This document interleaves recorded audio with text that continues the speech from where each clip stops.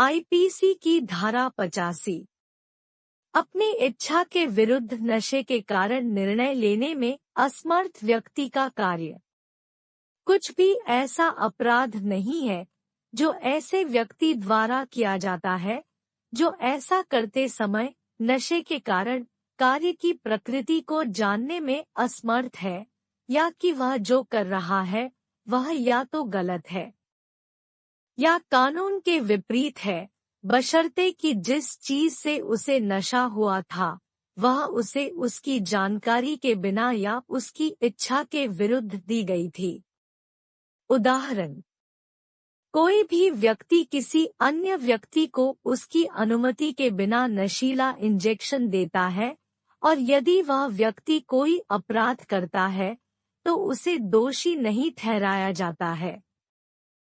IPC की धारा 86 किसी विशेष इरादे या ज्ञान की आवश्यकता वाला अपराध जो नशे में धुत व्यक्ति द्वारा किया गया हो।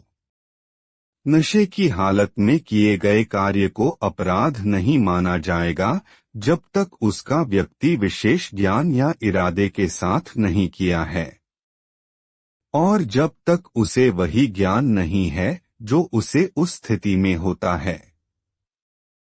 उदाहरण, यदि एक व्यक्ति नशे में होकर अनजाने में किसी की गाड़ी को टक्कर मार देता है तो धारा 86 के तहत उसे अपराधी नहीं माना जाएगा क्योंकि उसे उस गाड़ी के साथ टक्कर मारने के लिए किसी इरादे या जानकारी का अभाव था। आईपीसी की धारा 87 सहमति से किया गया कार्य न तो इरादा है और न ही यह ज्ञात है कि इससे मृत्यु या गंभीर चोट लगने की संभावना है। एक व्यक्ति जो जानता नहीं कि उसके कार्य से मृत्यु या गंभीर चोट हो सकती है और जिसका उद्देश्य ऐसा नहीं है, वह उसे किसी भी नुकसान के लिए अपराधी नहीं माना जाएगा।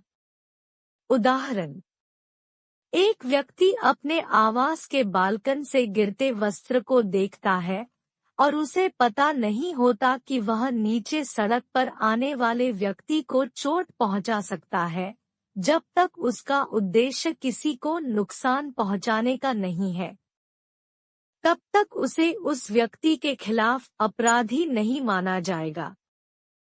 आईपीसी की धारा 88 कार्य का उद्देश्य मृत्यु कारित करना नहीं है, यह व्यक्ति के लाभ के लिए सद्भावना पूर्वक सहमति से किया गया है। कार्य किसी दूसरे व्यक्ति के नुकसान का कारण बन सकता है तो उसे अपराध माना जाता है यदि कोई व्यक्ति इस नुकसान की संभावना को जानता है और वह नुकसान उठाने की सहमति देता है तो उसे अपराधी नहीं माना जाता है। उदाहरण, कैंसर के मरीज का इलाज डॉक्टर द्वारा किया जाता है और यदि ऑपरेशन की आवश्यकता होती है तो डॉक्टर ने उस मरीज की अनुमति ली होती है और यदि उस मरीज की मृत्यु हो जाती है तो इसे अपराध नहीं माना जाएगा। आईपीसी की धारा 89 बच्चे या पागल व्यक्ति के लाभ के लिए अभिभावक की सहमति से या सद्भावना पूर्वक किया गया कार्य। यदि कार्य करने वाले को नुकसान करने का इरादा नहीं था, कार्य का उद्देश्य नुकसान नहीं था बल्कि कमजोर व्यक्ति का इलाज या सहायता करना था। उदाहरण, 12 वर्षीय श्याम को नैनोकण और हृदय रोग है, लेकिन यह जानते हुए कि बीमारी के लिए सर्जरी से उसकी मृत्यु हो सकती है, उसके माता पिता ने शुद्ध इरादे से ऑपरेशन की अनुमति दी और यदि उसकी मृत्यु हो जाती है तो यह इस धारा के तहत कोई अपराध नहीं है क्योंकि वे श्याम की भलाई के लिए काम कर रहे थे। आईपीसी की धारा 90 एक सहमति अमान्य होगी यदि डर या गलतफहमी के परिणामस्वरूप हो और सहमति देने वाला व्यक्ति यह जानता हो या उसके पास विश्वास कारण हो। यह धारा मानसिक अस्वस्थता, नशे या बच्चों द्वारा दी गई सहमति को भी शामिल करती है। उदाहरण, रवि एक विपदा में फंस जाता है और उसके दोस्त श्याम रवि को बचाने के लिए एक आपातकालीन चिकित्सा कार्यक्रम की सहमति देता है। श्याम को यह पता होता है कि चिकित्सा कार्यक्रम में कुछ जोखिम है, लेकिन उसका उद्देश्य रवि को सहायता करना है, न कि किसी अपराध को करना। इसलिए श्याम को आईपीसी धारा 90 के तहत कोई अपराध नहीं होगा।